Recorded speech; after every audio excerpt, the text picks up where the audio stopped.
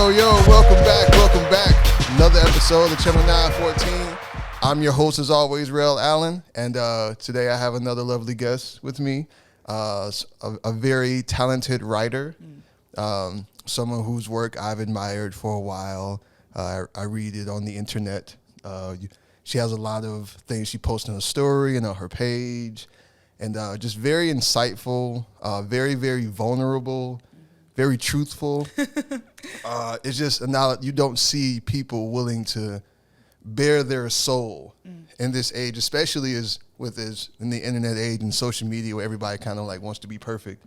You're kind of like the antithesis of that. I'm trying to say that. I almost fucked that up.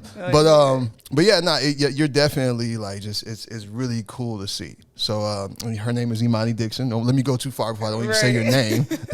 So welcome to the show. Thank you. I appreciate you coming on. So once again, very talented writer, author of 2 books, Young Black Hoe and So Much Mo, parts 1 and 2.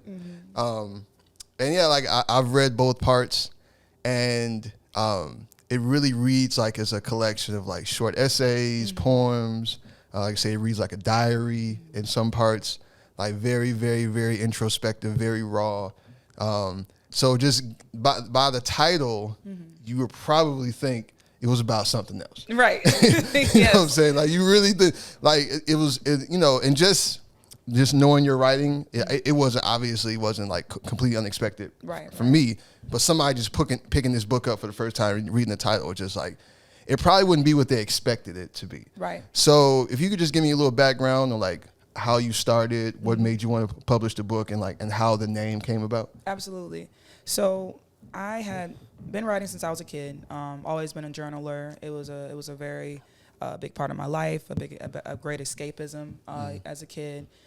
Fast forward all these years later, finally not in college, done mostly just as like actual essays, like being like a what do you call it? Like a more formal, formal writer. And then got to graduated, moved to Atlanta. Atlanta just sparked a lot of creativity for me because it was just a place where anything kind of goes, and then I dive. Anything definitely goes in Atlanta. Anything goes in Atlanta, okay? So I just completely took advantage of stepping into this like new person, almost like this new like identity, because I became a dancer out there. I was a stripper in Atlanta. Okay. Definitely not what I went out there for, but life just kind of went that direction. And while being in that space and in that literal space as well as the space within my head and in my mental space, I just felt very inspired, by different things that I had seen, things I'd experienced. I had more time to be a lot more reflective. Once I moved out of Chicago, it's just something about going to a new place and just having that time and that space to just. It's like a fresh start. And your mind is able to process things differently, and so I started just writing creatively, writing poems, and I would share them on Instagram, and people would notice and be like, "Yo, these are dope. I like your writing. I like what you're doing." And it took enough people that I really thought very highly of, many different people, different artists, spoken word artists, just people, awesome people, and them being like, "Yo, you should write a book," it made me feel finally like find the courage and just feel like, fuck it, I'm gonna go for it. And then one person was like, you should just really name it something crazy. I was like, all right, fuck it. And the same day I just was thinking, I was looking through the things I had written up to that point, and just different themes, and sex, sexuality are themes I talk quite a bit about, and promiscuity particularly I talk about. And so I said, young black, I'm young, shit, black, and I'm a hoe to some people.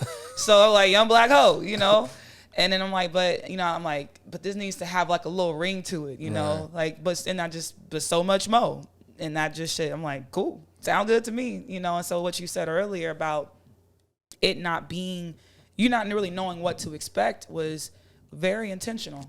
It was intentional that the first book was an all black cover with just white writing, white plain text. Very intentional that the back has like a picture, a little snapshot of me kind of turned to the side, more of a profile shot, and just a little bit of words on the back. all of that was to sort of go against what our current society is, which is to put it all out there, right? It would have made more sense to some people for me to I have professional pictures, you know, I have the sexy shoots, I have all that to like put your ass on the cover, you know, that's going sex sells. Yeah, that's really gonna sell. It's gonna really sell, but that was me saying I don't care about that. You know, it's not something that I did with the intent of it being a bestseller. It was just something I did honestly for me. And I've written since then reflecting on that, because I'll read the first book sometimes and I get real cringy, like, oh God, because it was very raw and it was very vulnerable and it was definitely had hella errors and shit and fucking grammatical errors, and I republished it like 3 times. Okay. I mean, and stuff like that happens, especially for your first work. Yeah. And you really just kind of like doing it all by yourself. Like you didn't go through any sort of like publishing house. You didn't have like an editor or anything like that. No copy editor. I wrote it on my phone too. Really? I didn't have a laptop. Yep, I forgot that part. So I didn't have a laptop, and I told the one person who had told me to write the book, I was like, I don't have a laptop. It's like, well, I mean, I'm like, but I said, you know, actually, I did write my last semester of college. I had to sell my laptop to pay my rent. Oh wow! And so I wrote all my papers on my phone. Okay. Like my last semester of college, he's like, well, if you could do that, you could definitely write a book. I'm like, okay, I guess you got a good point. So I said, fuck it. I wrote it on a Google Docs app, and so definitely formatting and shit is not the easiest. Nah. So yeah. That's dope. That's dope. Yeah. I mean, well, there's a will, there's a way. Absolutely. You know, and if you want to get something done, you're gonna use whatever you have around you. Whatever you got to do, and that part, you know, I haven't really shared that as much as I would like to share, because I really want people to know, like, you could do whatever you want to do, yo. Like just don't let it stop you. You feel me? You feel like you need all this shit, and in reality, you really don't need as much as you think. You know, you just got to start. You gotta start somewhere. Just gotta start somewhere. And you'd be surprised, like, once you start, like, the things you'll pick up. Absolutely. Along the way, like, a lot of times, like, people won't start things because they think they need everything right at that moment. Absolutely. Everything needs to be together. All the timing has to be right. All of that. Mm-hmm. And it really sometimes, man, if you just start, you'll be surprised, like, the shit that starts happening to, like, help you along the way with that. Yep. So, just to backtrack a little bit, and because one of the recurring themes in your book is like how you grew up, your relationship with your parents, and it seems to be a big source of what you write about, not even outside of your book, like even in just like the writings that I see you post on the internet outside of that. So I just want to ask you, first off, how is your relationship with your parents now? And what was it like for you growing up? Absolutely. I guess it makes more sense to start with how it was and how it is, and a more, you know. So my parents are both from Chicago. They're both from, actually, not too far from here. My mom's from Hyde Park. My dad's also actually from Hyde Park as well, but he's a little bit closer to, like, that border of, what is that, Woodlawn? That's, like, south Woodlawn's to the south, Kenwood's to the north. Exactly. So my mother grew up on the low end. Dad was, like, 50-something and, you know, over that way. I grew up in Cali. Please forgive me, all right? I might not be the best. I might not be the best with the geographical part of it, but for sure, mom's from 47th and Drexel. I know that. So that's definitely the low end. Yeah, definitely the low end. So both of them were, and to this day are still very popular people, very well known on the South Side. My father, he's a bar owner on the South Side in the Chatham neighborhood. My mother, she threw parties for a very long time. She's a model. She's done so much. I really can't go anywhere, especially in Hyde Park, without somebody being like, hey, you know, Tony's daughter, David's, you know. So it's like, that was when you have parents that have this sort of persona and people that are, like, just love them and just, like, first off, it creates an ego for them. So they definitely have their egos, right? Right, yeah. And then, you know, as a kid, you're just sort of like, you like inevitably kind of in the shadow, you know? Yeah. And there was just this sort of disconnect I felt growing up. I felt, especially, my parents were divorced first and foremost. My parents divorced when I was born. Okay. So my mother raised me with my 3 siblings. And my father, he wasn't absent. I'll never say my dad was absent. I would just say that he wasn't always around. You know, like, it was as if even if we hung out, you know, if he came and got me on the weekends, it was just like I wasn't a priority in a Right. sense. You know, he Right. had other things he wanted to get into, right? Right. And that left me alone a lot, you know? So as a kid, even with me having 3 siblings, I really spent a lot of time by myself, and I was a very sensitive kid. And so with my mother specifically, she just, I don't know, I just felt like she just wasn't, she was very consumed with herself, in my opinion. At least that's the way that it felt. And it's difficult. It's, again, talking about people who are very popular. Because, there are people who probably watch this to be like, they would look at me crazy, like, yo, you know, you really, your parents, why would you, you know? Yeah. So, but the truth is the truth. You know, my mother actually read my book. So imagine that. She read the first book. So, that was definitely going to be one of my questions. Yeah. I want to add, did they read it? I don't think my father's read my books. I don't think my father's really. The last thing I sent my dad a writing. It was a real short writing about just like, different ages in life, and you know how by 27 I'm this or that. By 36, I think that's when I'll be in a better place. And he was like, "Are you good? You need to talk to somebody or something?" It's like, all right, let me just stop sending shit to this. You know, he doesn't get it. Let me just stop even trying. But my mother, when she read my first book, her response was like, this really reminded me of myself. So I had 2 reactions to that. Okay. Right?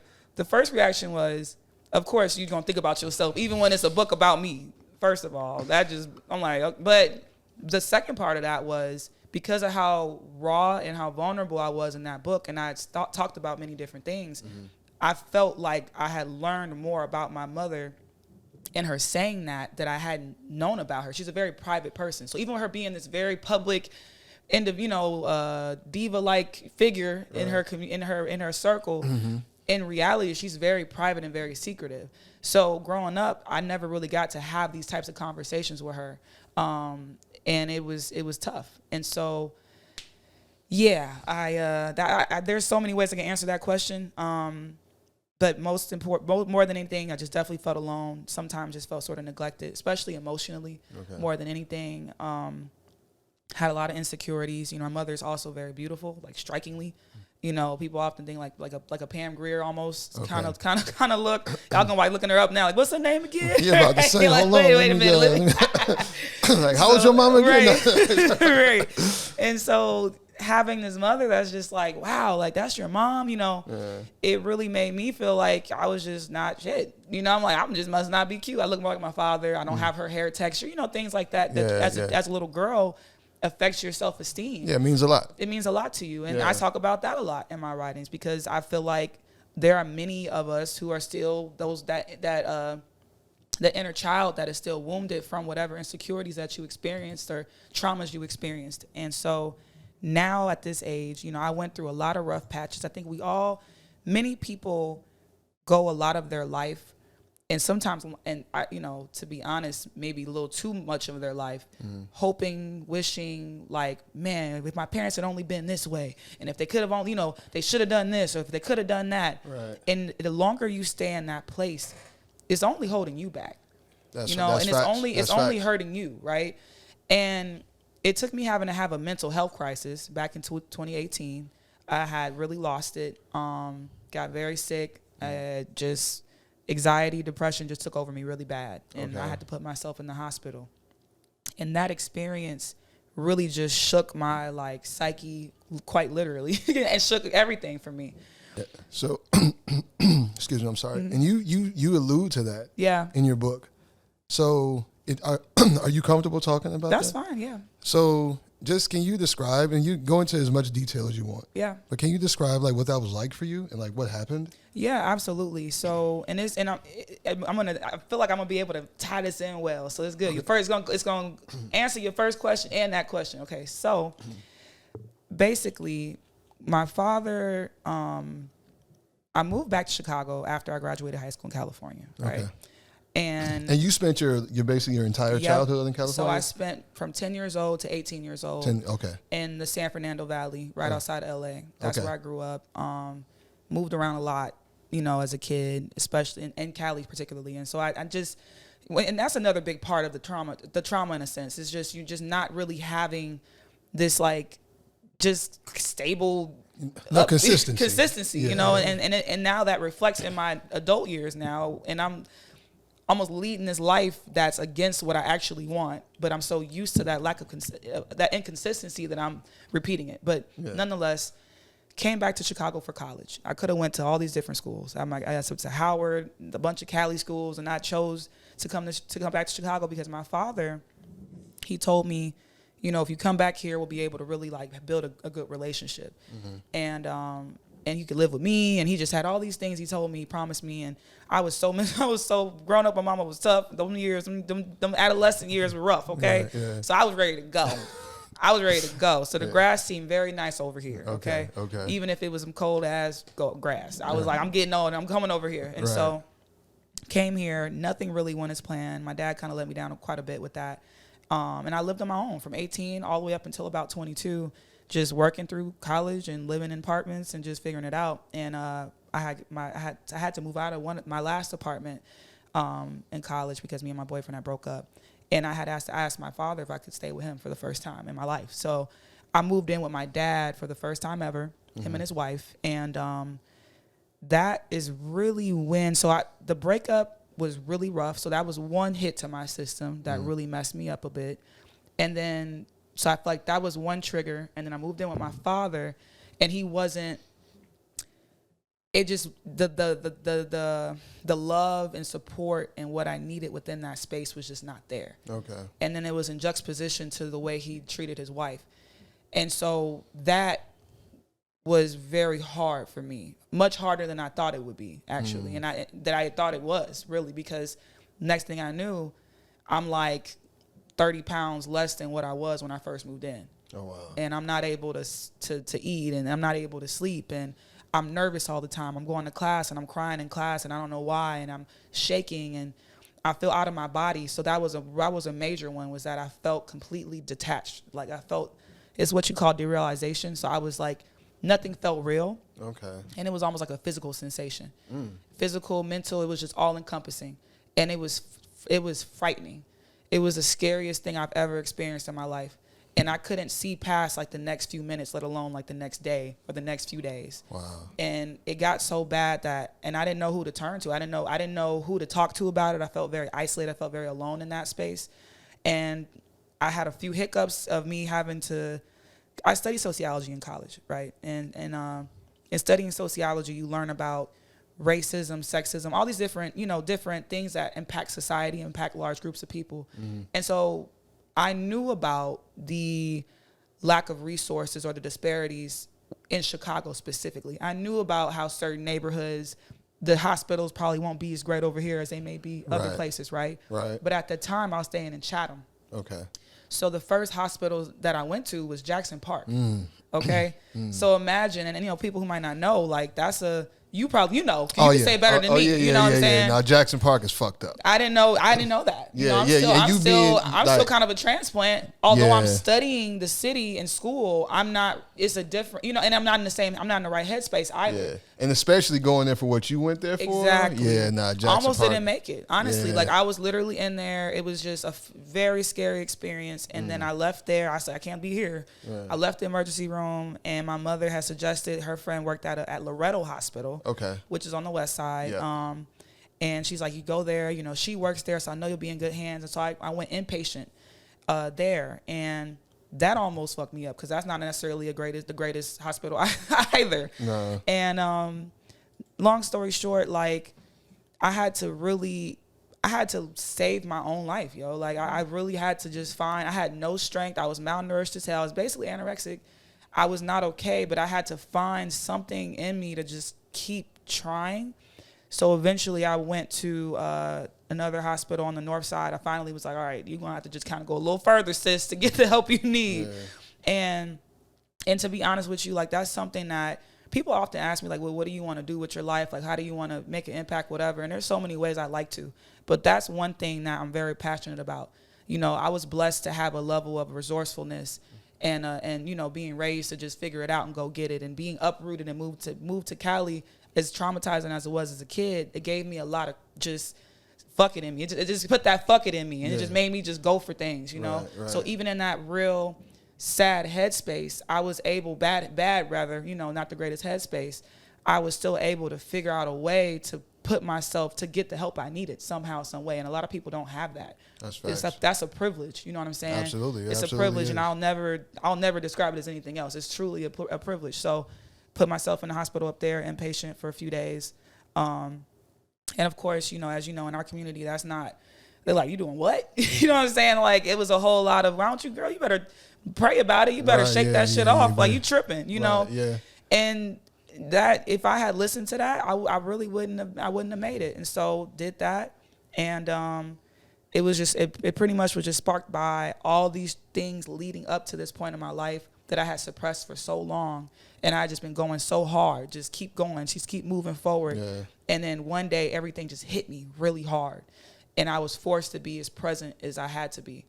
And once I kind of, in more recent years, when I shifted it from looking up mental health crisis into looking up spiritual awakening, that's when I was able to kind of get to a better place with dissecting that part of my life. Okay. Because if you look at it on the former end, right, of a mental health crisis, all you're gonna see is just shit about how crazy you are and this and that, and you know. But if you look at it, but the symptoms are very similar. So once I started looking up spiritual awakening, I was like, well, damn, I guess that kind of might be what it is, you know. And that's kind of how it's felt, because it's an ongoing thing. I still struggle now to this day. I just find a way to process things better now. Okay. So if you want to just expound on that a little bit, when you talk about the difference between like having a mental health crisis and experiencing this spiritual awakening. Yeah. So what do you feel like the biggest difference is between the two? It's honestly, words have power, right? And words are literally everything to me. So just the crisis, right? The word crisis is it has that negative connotation of it's just shit's in uproar. Everything's just it's not good, right? It's a negative connotation to that.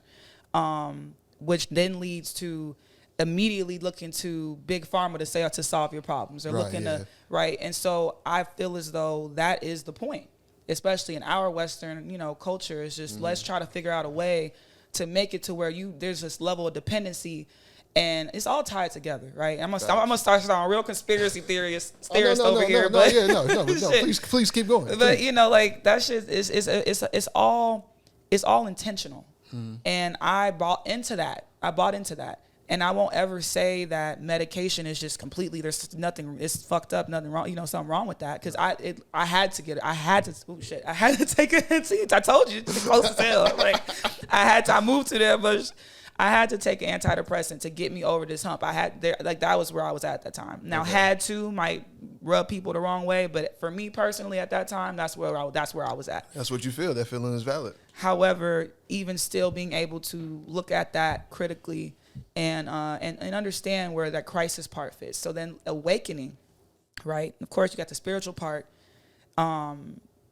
being like the spirit and the mind and everything. If depending on your beliefs, it's all connected, right?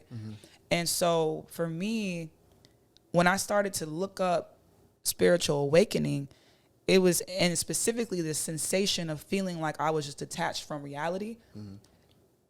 That's a common symptom. It's like you really feel like nothing, like this is like the Matrix is really like, oh, this is the Matrix, right? Okay, yeah. Like imagine if the Matrix had been about, they had put a spiritual spin to it. Right. And that's basically what I was reading online, like, you know what I'm saying? Yeah. And so awakening made me feel like, okay, I'm not fading into this dark place. I'm awakening to something else. And it's painful, and it's nothing. It's not this beautiful, rosy thing that people describe all the time. It's actually very.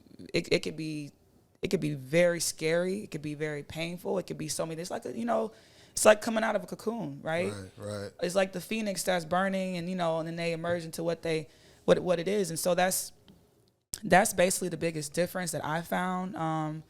And like I said, just the emphasis on the words. I mean, it's so much you can kind of. I could dive into in terms of all the intricacies of the two. Right. But the biggest thing for me is just the words part and the power in them, and really figuring out like what what's going to help you more, like what's going to help you kind of move forward. Cause I felt like that's what I was truly seeking, was just some more spiritual clarity. And once I was able to find that in my own way, it just kind of pulled me out of it, pulled me out of it to as much as it could. So after this spiritual awakening that you have, is this around that time where you decided to leave Chicago?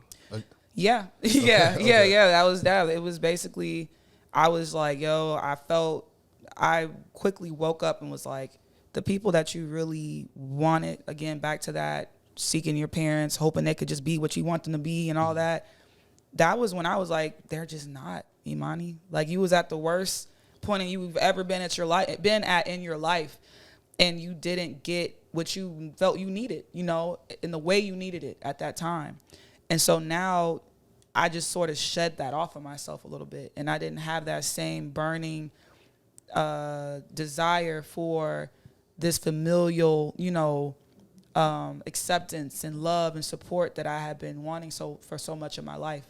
And that's when I was like, and also Chicago as a whole was just, it was a lot here that I just really didn't want to be around anymore. Working in the hospitality industry, restaurants, clubs, stuff, and then studying sociology, which is quite fucking depressing, to be honest, at times. It was just a mix of all these things, and it was like, you need to go, and so that's what expired the move. I was also very manic, so that was a symptom of the antidepressant that I was on that I didn't even realize until a couple years later. Like, that really made me more manic. It made me just very like, fuck it, let's do it. Right. And it also made me like my alcohol. I started drinking more. Like, it's symptoms you just don't think about, until you're on them. You're like, oh shit, this is what's happening. So to answer your question, it was all of those things at once that influenced the decision. Okay, so what year did you leave? 2020. Okay, and you didn't go to Atlanta first, right? I did. Yeah. You went straight to Atlanta. I went straight to Atlanta. I thought you were in Houston or something. I went to Houston after Atlanta. I know, it's a lot. It's a lot of shit to keep up with. Don't worry, you're good. And it was all very like bam, bam. Like, it was like a year and a half and a year and a half. Okay. So you first get to Atlanta, and then what? Man, I had a job already there. On paper, it was like, Imani, you could have just did what the fuck you were supposed to do, right? So I had a job already there, but it was at a restaurant, right? And I didn't want to. I'm like, I'm in this black ass city. Why would I work at a white or whatever non-black owned, right? Establishment, corporate like space, even if it's a good place. I just like, that's not what I came here for. I was very much dying, like in need of just representation in spaces that I felt I didn't have, working in that industry. And I really didn't want to do the same thing I had already been doing, in period, So I decided to not take that job. Like a weekend, I'm like, I'm not going to work there. And I was staying with this girl I had met a year before. That was the only person I knew in Atlanta. And she had a salon, and I was like, she had a half salon space, half living space she had just moved into, and I stayed there for like a week, and I was like, let me manage you. And so I was just like, I was just super impulsive. I was like, let me manage you. I was going to be her manager. I started investing in her. We had a whole thing. I interviewed her like this, to try to get some branding going, and I was just going for it. I'm like, I'm going to just go for it. And it didn't work out. It didn't work out. 2 weeks in, it was done. And I'm like, well, what are you going to do now? Shit, what you going to do? So I moved into a hotel for like a couple days. I sat with my, like, I'm like, you got to, what are you going to do? And I started going to different establishments trying to get a job, and quickly ran into the culture. Like, bam. Like, my resume was like, how many followers you got?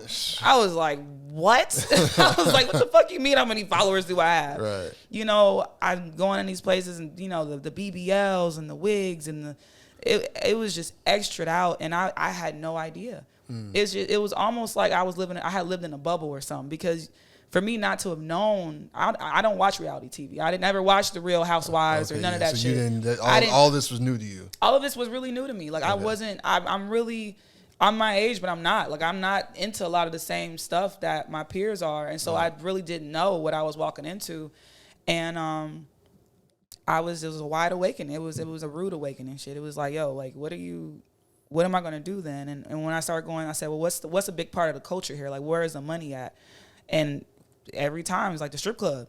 The strip club, the strip club, the strip club. I'm like, damn, why I can't get away from this fucking strip club? Like, why y'all trying to get me to be in a strip club so bad, right? So I go to the strip clubs and I'm like, I've always been a server, so like, can I just be a server here? And I just, for whatever reason, it was just like the hardest thing in the fucking world to become a server there. They just weren't letting me become a server. Which spot do you want to say? Which spot? It was a few spots. I think one of the first club I ever actually danced at, which I almost never even mentioned this damn club. It was called the Gentleman's Club, which is actually in downtown Atlanta. Okay. It's been renamed and rebranded 1,000 times, and so I think it used to be called. I don't even remember what the fuck it was called before, but it's been there for a very long time. And so it was very much that Players Club like type of vibe, type of experience. And I had no dollar bill running there. Basically, man, real bad. Okay. Yeah. And I was just in there like new to everything, right? They knew how green I was, so they were just like, well, you just got to do this and do that, and so the manager, he was just like, well, why don't you just dance? It's easier. I'm like, but like, why? He's like, trust me, just be a dancer. And I'm running out of money. I'm running out of time. So I'm like, fuck it. Okay. And I sat with it for a little bit. I was like, can I really do this? What do I feel like I can? Okay, let's see. I'm good with people. I love being naked. It's actually pretty liberating, you know? And I'm pretty seductive. I might be able to, I can't really dance for real. So that was the only dilemma. I'm like, shit, but how do I do the dance thing? I don't know. So I always wondered, because I've seen you talk about this before. And it's just like, because you always talk about how you can't dance, but you spend all this time as a stripper. So like, how the fuck does that work? Well, you know, it's a lot of finesse. You know what I mean? Like, and honestly, dancing, of course, there's levels to dancing, right? So obviously, for me, I just had to figure out, I have a rhythm. I'm just not like like, and then my body type, I don't have a big old booty. I can't, I'm not a twerking upside down. I can't, I'm not. And maybe it's some this. Listen, like, I mean, they are really fucking talented. Very talented. Yeah, with the stuff that they do and the dances and like the strength, like with them pulling up themselves up that pole, like that shit is not easy. I got some homegirls. I'm like, yo, you're amazing, right? Yeah. Like, I mean, I'm not that. I had to figure out, okay, well, what's going to be your thing, right? I knew some people, they have this idea that, well, so you must have just reinvented yourself and just had an alter ego. I'm like, honestly, not really. I really went in there and I just channeled another part of myself and brought it to the forefront.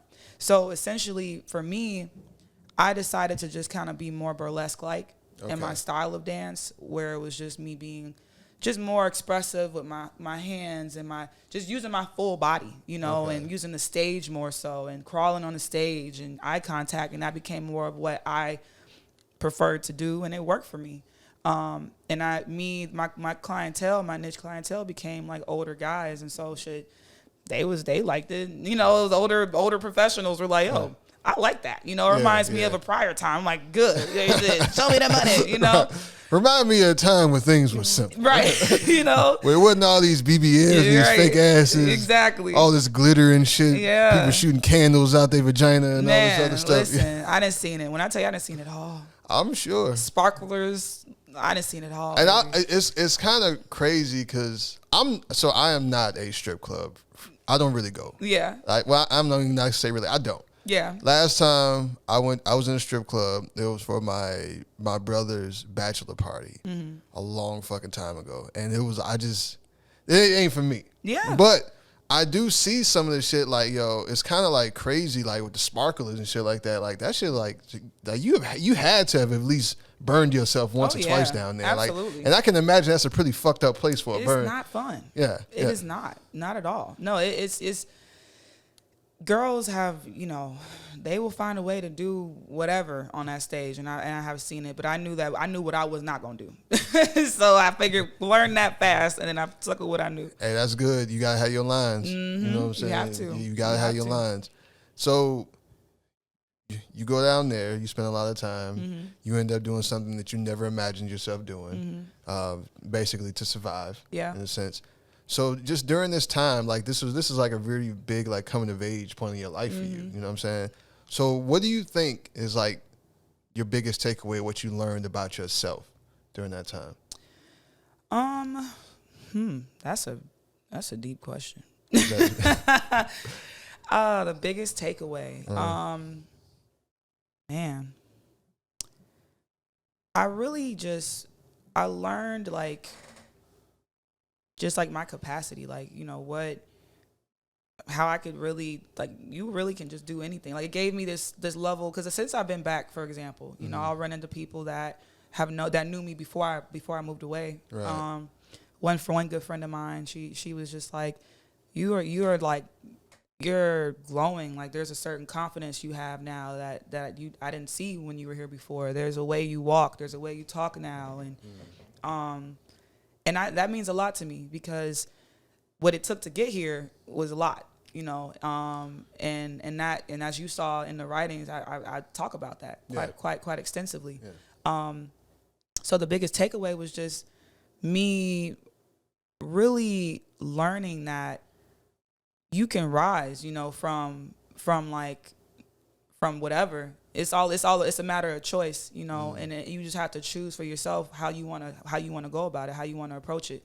So I took many ugly things that I saw, that I experienced, and I turned it into art. I turned it into I just turned it into just fuel to just do things that I never imagined myself doing. And so going out there and taking that leap, right? This leap into this world where I didn't fit. I did not fit the look. I did not fit the standards that are really popular out there right now in terms of standards of beauty and things of that nature. And I took a lot of pride. To this day, I always will take a lot of pride in the fact that I went there, never been a dancer, never done anything, and I worked in the best clubs in the country. Arguably to some people in the world, like, that have at least notoriety and around it and things of that nature. Right. Clubs that are mentioned in these rappers' songs and things like that, that, and dance with some of the most amazing, most talented girls I've ever met. So there's when you go through that, I feel like I've adopted a sort of quiet confidence in any space I walk into now. Like, you can't tell me shit. Yeah. That's what's up. Yeah. That's a hell of a thing to learn. Yeah. Yeah. No, that's an excellent takeaway. Just one last question about that. So you did that for like a year and a half. So, yep, basically. Yeah, almost 2 years. I was in Atlanta for a year and a half. Actually, it was 2 years. I was in Atlanta for a year and a half, and then I moved to Houston. Oh, so you did a little bit down there and too. So when I moved to Houston, I left Atlanta. I had to leave Atlanta. Okay. Excuse me, man. Hey, so now you had to choke on that shit. Yeah. You had to get the fuck out of there. So, it was I was not living a very healthy life. So a lot of these takeaways weren't takeaways until recently. Just so you know. Right. Okay. Yeah. So because when you're in the midst of the shit, it's not the same. Like, even I'm sure, as you saw from the first book to the second book, they're different. Yeah. They're the style is sort of different, and even what I write now is different from what I wrote then. So again, moving to these different spaces, different places, I'm shifting. My writing is shifting. Everything's shifting, and I'm able to really draw these takeaways now because I wasn't able to do it in that environment. So it's like, move forward. Okay, now you can process what you left. Move forward, you can process what you left, and it's just this sort of recurring thing. Yeah. So do people kind of like, does that past tend to follow you a little bit? Do people like kind of like not want to let you forget? Yeah. So they'll not let you want to move, because sometimes people, especially when it comes to things like that, people will always want to see you in a certain light. Absolutely. And people don't think you can change. Absolutely. Or Tiger can't change the stripes. Yeah. So to speak. So does that happen to you? Do you find yourself kind of being a victim of that a little bit? Absolutely. That's actually the themes that I write about more. These past 6 months since I moved back to Chicago, actually, what I've written about more than anything else is that. Yeah. Is the way that things follow me now, and the hurt in that, and the frustration, and the loneliness, the expectations, the entitlement. I mean, it's like, I could go on and on. Yeah. It's very frustrating when I share so much about myself and about where my head's at, and for people to just completely like just disregard it, like just act like it's not even fucking there. Yeah, is beyond me. Like you're very layered. Yeah, you're very layered. So there's a lot there. To peel back. It's so like you don't even want to try. You don't even want to try to peel one of these motherfuckers back. You might like it. You know what I'm saying? Damn. Right, yeah. You know, and that shit is annoying. But I have to remember where we're at right now, right? The culture we're in, what's popular, what's trending.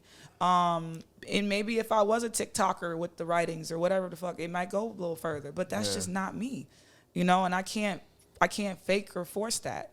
And so yes, wanting to forgiving myself, finding acceptance in my past, like for me first off, because it's like how can I move forward but still, like, how can I expect other people to move forward from where I was when I haven't even done it? Facts. And, you know, people are going to come to you. They're going to bring to you what you are putting out, even if it's indirectly, right? Mm-hmm. If I'm making it seem as if I'm just so sad and so ashamed and so this and so that, then that's what's going to come back towards me every time. Energy you're gonna receive. That's the energy I'm going to receive. And so me having to come to that realization, like, yo, if you want something different, you need to do something different. If you want if you want to receive something different, you gotta approach the shit differently. Like what happened. That's where you were at, you know. And you might have some hiccups, some slip ups, because I definitely do. I done some shit. I still did. I'm like, damn. Sometimes I kind of want to dance a little bit, you know. I kind of want to do whatever. I'll mess with someone that I ain't got no business messing with, you know, or whatever is going on. It happens to the best of us, you know. And just being like, it's okay, yo. Like you're human. Yeah, and it's kind of good. Because a lot of people don't really have that self-reflection and the ability to hold themselves accountable. Yeah. As opposed to like they're always looking outward. Yeah. As to what's you know, all that stuff is happening to them. Yeah. As opposed to like not what they're doing to like precipitate or to like to bring about these events. It's hard. Yeah. That shit ain't easy. Holding yourself accountable is hard. It's hard. Because you gotta look at yourself. Yeah. You know, and it's easy to point the finger this way, but pointing it back this way ain't always good, because then you gotta like recognize that you fucked up. Yeah. You know, that you always have a part to play, right? Even when things are necessarily, some things are gonna happen to you that are outside of your control, obviously, right? And there's some things that are gonna happen that, you know, other people are gonna do shit to you. Yeah. They're gonna do foul shit. You can move in a good way, and, you know, people will move in the opposite of that. Yeah. You know, but at all times, there's still some way that you kind of played yourself. Yeah. In the instance, you know what I'm saying? Like, there's always something you can look at, or it's just like, okay, there's just a lesson learned. Yeah. That's something I say all the time. Fool me once, shame on you. Fool me twice, shame on me. Yeah. You know what I'm saying? Like, so if you allow certain things to keep happening, then the common denominator is you. Yeah. And that's the only thing you can look at. So it's kind of cool to hear. Like that's one of the things I always appreciate about your writings. Like it's very, very introspective. Like you hold yourself accountable a lot. And sometimes too much. But yeah, no, seriously, you're right. Yeah. It's that finding that balance is because holding yourself accountable can quickly turn into like you just beating the fuck out. You just beat yourself up. Like, you know. There's a fine line between that, because you definitely can like really, really go too far with it. And like you said, beat yourself up, as opposed to like where it's not, at that point, it's not really constructive. Yeah. Like you have to hold yourself to accountable, but still also give yourself grace. Exactly. Because you are human, and you are going to err, right? Grace is like my favorite word. Yeah. Like this year so far. I love that word. We all need it. Yeah. We all need it. I want to ask you some more stuff about your book.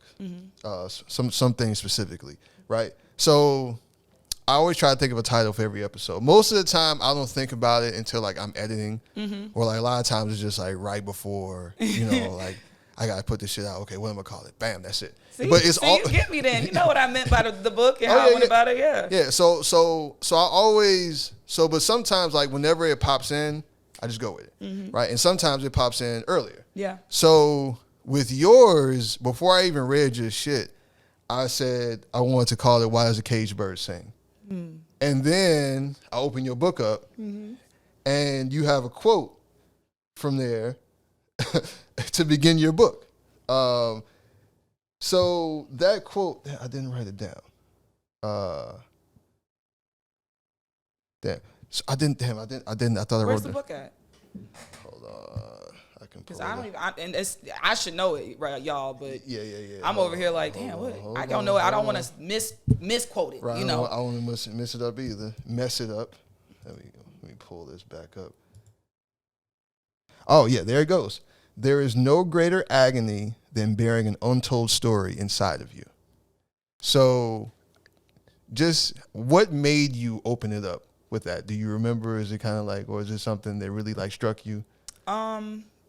So I love Maya Angelou. Let's start there. She's dope. R.I.P. I'm a big fan. I love her work. I love this, the intention, like the, how do I put it? Like she could say so much by saying so little. Yeah. And that is what inspires me most. And that's really at the core of why I write. And what I try to do with most of my writings is try to have so much said in just the simplest, in the simplest way. And so when I was thinking about, how are books supposed to be? Like I'm looking at, books that have been written already, because Right. It's sad to say, but I'm not like a avid reader per se of books. Like I read articles, I read essays, I read studies. Same. But not necessarily a whole lot of books. And, my favorite book is a novel by Toni Morrison called Sula. And yeah, that's actually my favorite. She's my favorite author. yeah. Song of Solomon is my favorite. Yeah. See? You get good taste, I see. Yeah. Okay. No, so Sula, that's my favorite. That's my favorite book. And I so that's just to say that's the gist, the bulk of what I will read, And so I was thinking about like when people write books and like what they put in the beginning and stuff like that. And I wanted something to be in the beginning. I'm like, I should have something there besides. I don't want to just go straight into the damn, book, to the writings. So I sat with it. I was just looking up quotes one day, and I felt like Maya Angelou, for me, felt the most fitting. So I just started looking up Maya Angelou quotes, and that one in particular just did it for me. It really spoke to me. It represented just how I felt at that time. Like I just felt like I had so much I wanted to say, and I had so much that I wanted to just. There was a lot of. I feel that first book is. I'm very much, that accountability part was still I was still working on that. I was very much in a more victim-like space at that time, I feel like. Okay. And so that agony, I was sharing that agony, and having bared it for so long, like the quote kind of says, right? It was the only way I was going to kind of like free myself. And get this untold story out, basically, to sort of rid myself of that agony. And that's really what it was for me. So do you feel like getting that out, has that process, you creating these books and like, they're still writing to this day, is that therapeutic for you? Oh my God. Yeah. There's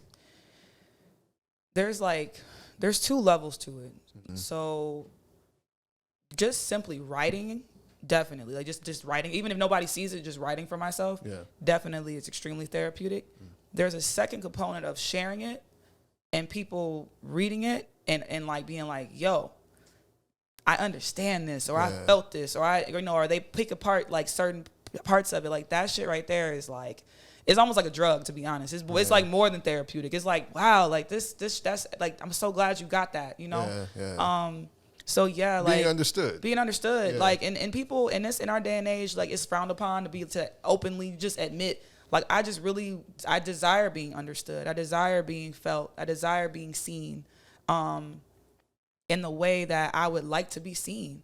And with my writings, I don't have control. There's so many areas in my life where I don't feel like I have control on how I'm seen, have control of how I'm seen or how I'm perceived. And with my writing, I feel like that is when I feel the most empowered. That's when I feel the most in control of the way that you're going to see me today, the way that you're going to read me today. There's no getting around this. Like, this is exactly, I said what the fuck I meant, and you're going to receive it the way that it's supposed to be received, because there ain't no other way. That's That's some real shit, man. Yeah, that's so there's one other quote that I want to ask you about.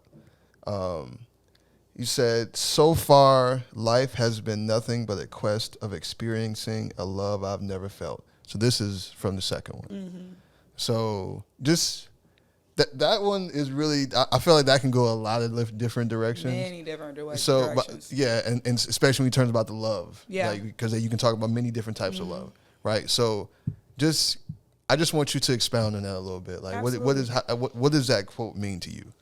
So I believe that specific writing, I was just like, it was still one of those very much fed up ones. I think I was just going in about just the things that have been difficult, and finding love. This was specific more so to romantic love. Okay. However, it really, and I guess there's certain sort of intention on that as well, of it applying to just love, period. Okay.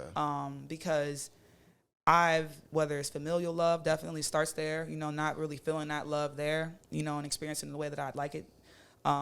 Then getting to just pure love, like agape love, like just people that just want to just come to you and just be unconditionally like just loving of you and not want anything from you, My relationships with men have been difficult in general, meeting guys and being like, damn, like, why can't you just see me as a person first? Why can't you see the beauty in just any type of relationship? We could just be friends. Like, I could be a good business partner. And I really grappled with that over the years. Really, I took it hard, because I was just like, damn, like, why can't I just have men that just fuck with me, like, as a person and not want to fuck me? You know what I'm saying? Right. So and that was specifically what that sort of was just like, yo, like, it's just been this quest of just seeking, in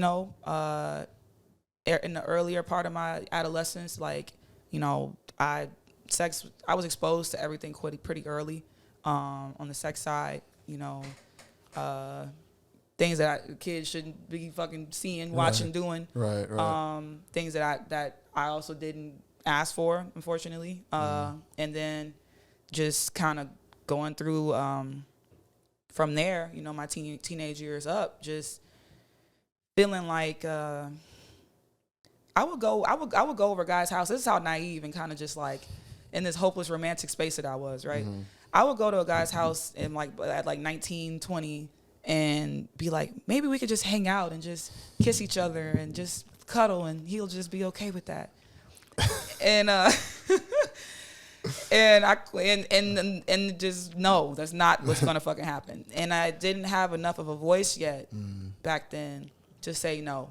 Okay. When I didn't want it to be more than just being intimate without it being penetrative or being whatever. Right. And so a lot of experiences just quickly started happening because here I am really just seeking some intimacy and without it being, so sexual necessarily. And you end up getting more than what you bargained for. Exactly. Yeah. And that never really went away. But I got to a point where I just accepted. When I got to Atlanta, that was the tricky part about being in that world, right? In that world, everything's transactional.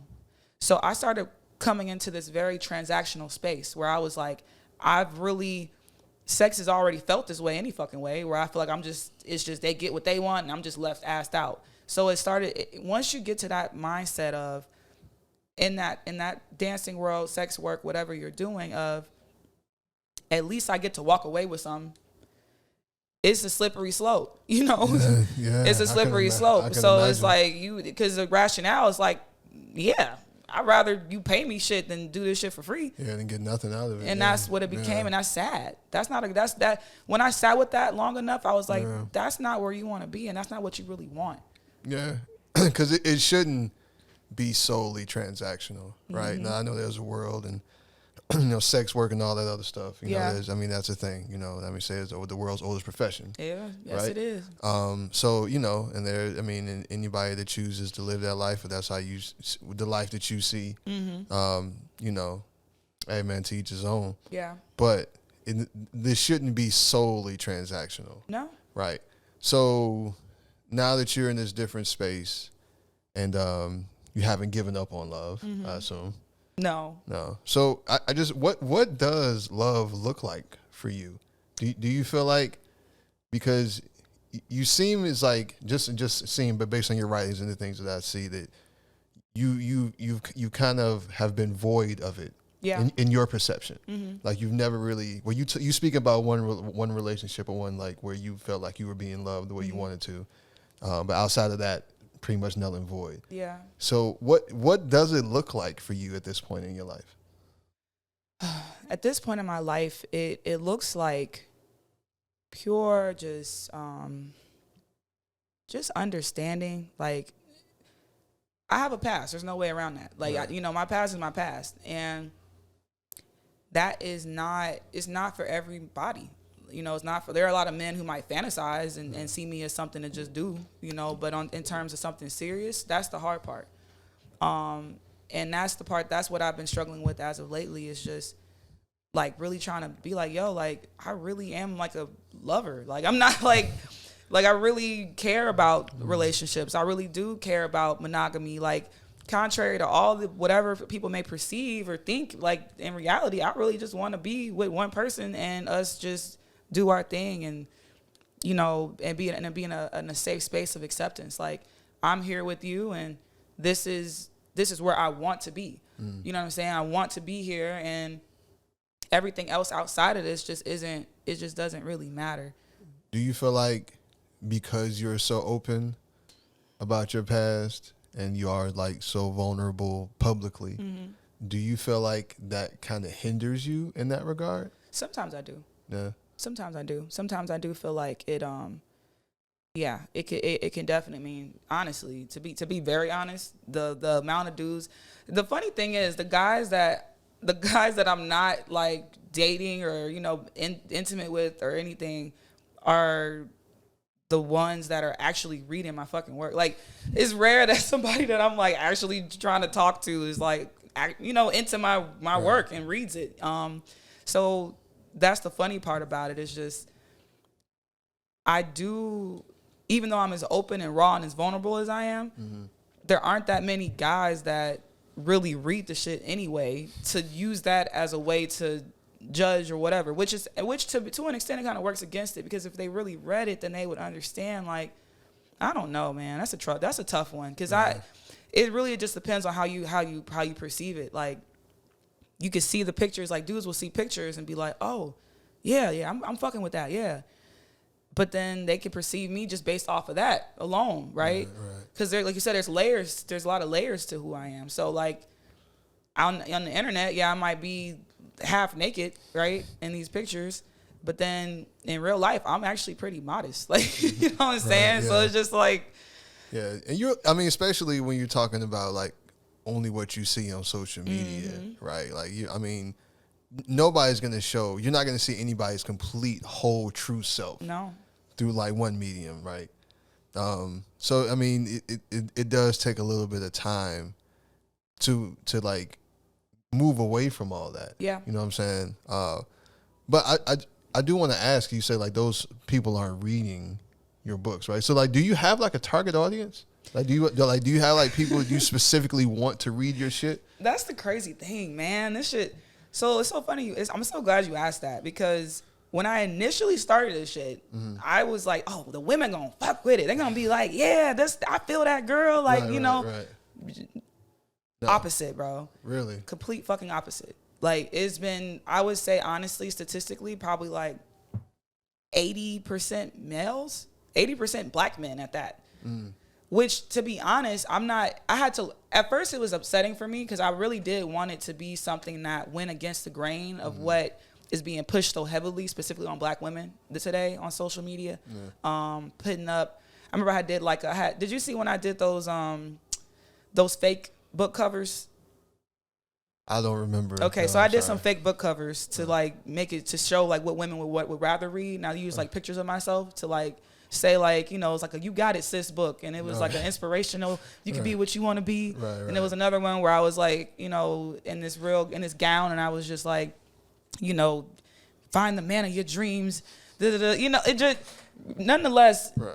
I just really wanted it to be something that wasn't that. It could be all of that, depending on what you take away from it, but I wanted to find a sense of community, and that's something I struggled with growing up in general, just not really having like a feeling like I had a whole bunch of girlfriends I could connect with, Right. which is why the strip club was it was like the first time I really felt like I was around a bunch of women that I could relate to. And so I didn't realize that this sort of niche audience was as niche as it was. It was like a real small like target audience. Like, you know, I'd have to live. And then the strip, and that was another thing too. So I published the first book still dancing, right? Yeah. So I'm telling my coworkers and girls that I danced with about it, and a lot of them they didn't want to read it. And I had to realize it was because a lot of the shit in there, they don't want to, it would force them to have to process their own stuff. Yeah, face to face with their own shit. And that's, once I came to that realization in general, for just women, period, for black women especially, it made sense, you know? Yeah. It made sense, because one girlfriend of mine, she literally said, like, she messaged me, she's like, girl, that shit brought me, I was in tears. Like, I was sobbing reading your book. And, yeah, man, it definitely, there were some parts where I was just like, damn, Joe, I just want to give you a hug.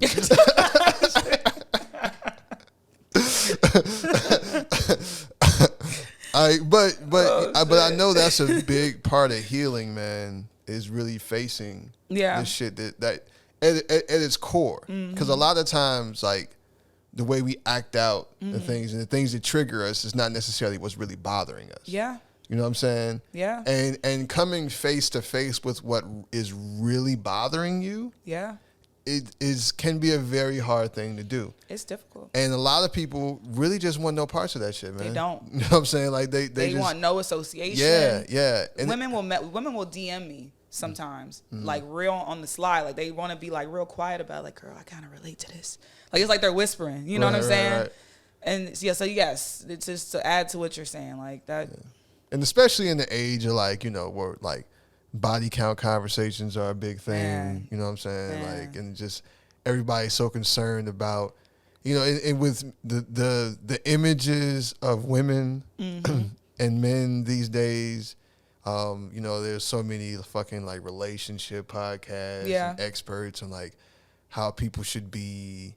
Yeah. And, you know, if you really don't fall into that, then I don't know, people will kind of tune you out. Absolutely. You know what I'm saying? Like, Absolutely. and people, everybody kind of wants this, everybody wants to hear what they want to hear. Yeah. But not necessarily what they need to hear. So you'll end up finding these guys. So it's like you got the people that pander to the men that are hurt. They're like, you know, so like, okay, and you want somebody to tell you that you're a high value man, right? That it's not you. It's just these modern women are just, they're not shit. They haven't been taught. They don't have any morals or values or anything like that, right? And also, but then you have the panderers to the women that say, like, you know, these men, they just don't want to step up. They don't want to pay all the bills. They're not real men. You know what I'm saying? They hate women. Yeah. And there's not a lot of room in the middle. There isn't. Yeah. And those middle people, they tend to fall kind of on the wayside to an extent. Because nobody wants to hear that. They don't want to hear that shit. People, like I said, people want to hear what they want to hear. They want to hear, exactly. So the target audience has just become people who essentially just don't give a fuck about that. Like they just, you know, don't give a fuck about choosing these sides, right? Like being pigeonholed in this way. And I have people that try to box me all the time. Like I have a homie that calls me Imani Samuels. And I'm like, nigga, what? Like, because you know, like there are times where I will go in and say certain things, you know, about men and stuff like that. But then I'll also, a couple days later, be like, these bitches tripping. You know what I'm saying? So, and both things can be true. Exactly. You know what I'm saying? Exactly. Yeah, there's just so much collective trauma that we've experienced as a community. Yeah. And I really just hate to see that. I forgot where I was talking about this the other day, or who I was having a conversation with somebody. But I've said this before, man. It's like if you really look on the internet and on social media, like you would think in general, black men and black women just do not fuck with each other at all, you know. And the times you do see them fucking with each other are that overly like that photo op ass black love relationship, black we excellent right couple. We doing this for the culture. You know, it's too forced. I hate that shit too. And everything is just like, I don't know, like nothing is supposed to be one way, especially when it comes to people. Everybody's different. everybody's life experience is different, you know. So like, I don't know what works for one person or for one couple may not work for the other, and that's okay. Like everybody, and I think you end up with a lot of people with all of these like relationship gurus and people is like, okay, if your shit doesn't look like this, then you're wrong. Yeah. You need to get it to look this way, you know, and you might fuck up a good thing. A lot of people do. You know what I'm saying? I hear some stories, man. I be hearing some stories. Yeah. Like, she did what? What do you mean she wanted you to pay all the bills a month into dating, and you were already that type of dude to begin with? If she just waited a little bit, she probably could have got that. Damn, that's crazy. A month in. Yeah, that's a thing. Yeah, I mean, That's a thing. I don't be out here in these streets like that. You know what I'm saying? Right, because you like, wait, what? Yeah, I ain't heard of that man, before. nah, that shit just wouldn't. Ain't no way in hell. Like, I don't even really think I put out that type of energy where if somebody would even like think they could. You know what I'm saying? And that's not even like, I don't know. I grew up with my father worked. My mom pretty much just took care of the house, right? But is that necessarily what I want? Right. I just want what works. Right. You know what I'm saying? Like, if me paying all the bills and does everything, like, you know, just taking like my woman, wife, whatever, taking care of the house, if that's what works, then that's what works. And that's the biggest, that is at the core of it all. You have to do what works for you. Yeah. Right. And there's nothing wrong with that. Right. Because you have a lot of men who may feel like if they say they want that type of situation, now they a trick or they a simp or they a this or they a that, you know. Yeah. It's just too much. Like, just do you, yo. Just do what the fuck you and your partner want to do, and that works for y'all. And maybe not even share the shit on the internet. To be honest, and that's really where it's at. Yeah, you know like, what I'm saying? Just be private, Joe. Like, that's the best way to be, man. I mean, you get the urge sometime to post a cute little picture you took with such and such, but you know what I mean. But for the most part, like, it's just better, yo. It's just better just to. I had to learn that though. Yeah, I had to learn that because there were some times where I was like, "You never post me," my younger self, you know, and. Now I'm like, nigga, I'm good. We ain't gotta post nothing. I mean, I feel like, you know, it all depends, man. Like, so I've been in situations where it was public, you know, and it's not like, you know, you get some of those where it's just like every other post is, you know what I'm saying, my man, God. My woman, this love and all that shit. And I ain't never been that, but I definitely have been open publicly, like to like that stuff in the past, and I'm not necessarily like super opposed to it. Yeah, but it's also just like, okay, you may know that I'm in a relationship, but you ain't really gonna know a whole lot else. Exactly, and that's the difference. Yeah, that's the difference. You might get one little picture on that mug, right? And everything else. Yeah, because it's to being as raw and as vulnerable as I am. That's another thing, right? So I get in a relationship. And now everything I write now, people like, oh, that must be about. So that's something that comes with it as well. You got to be comfortable with that. Yeah. What people assuming all the fucking time that you're the topic of conversation in everything I write now. Yeah, yeah.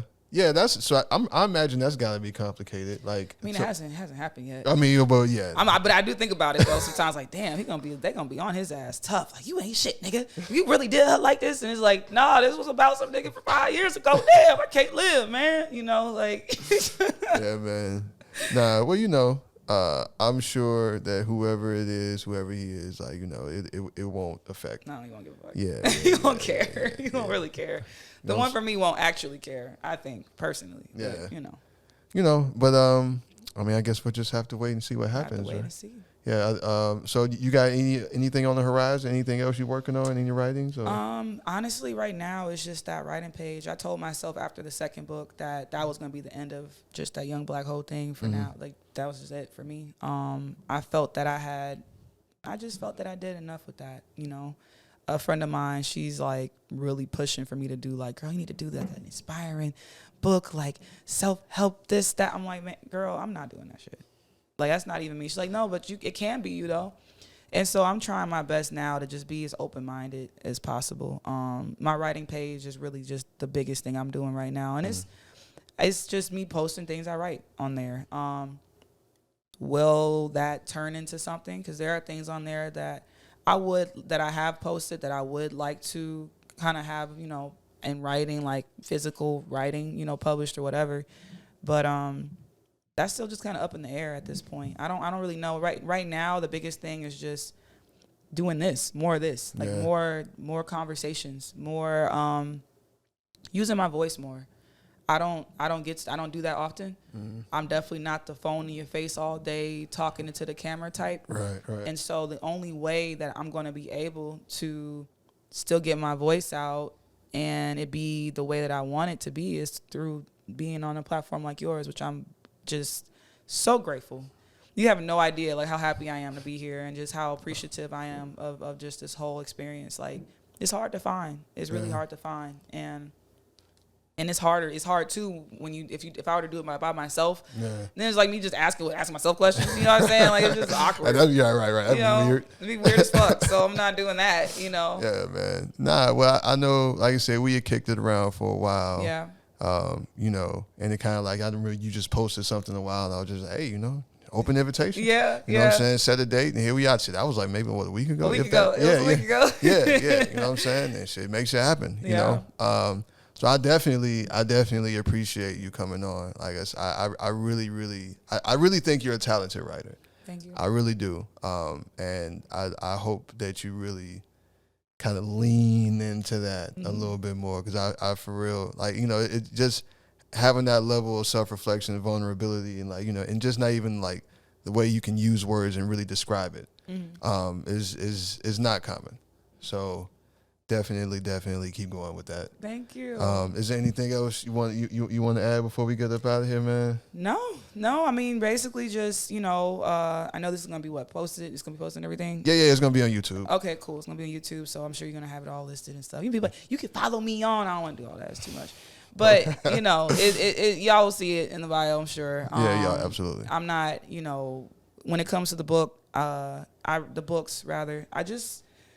it's really just about people reading them, honestly. Like, I don't even care. Like, whatever. I believe in things just being organic. I've had a few people come to me and be like, man, you're not doing it right. You need to market this and brand that, and you gotta make it digestible for the people. And I'm like, yo, like, if it's meant to be, it's gonna be, G. Like, I'm not about to, if I do have somebody come along that really feels like they want to go a certain direction or whatever, or use my work as an inspiration to, I don't know, write a song, or use my work as inspiration to do a show. I would love that. That'd be dope. Like, I would love for somebody to just be like, I want to take what you did and then I want to make it into something else. Right. That would be cool.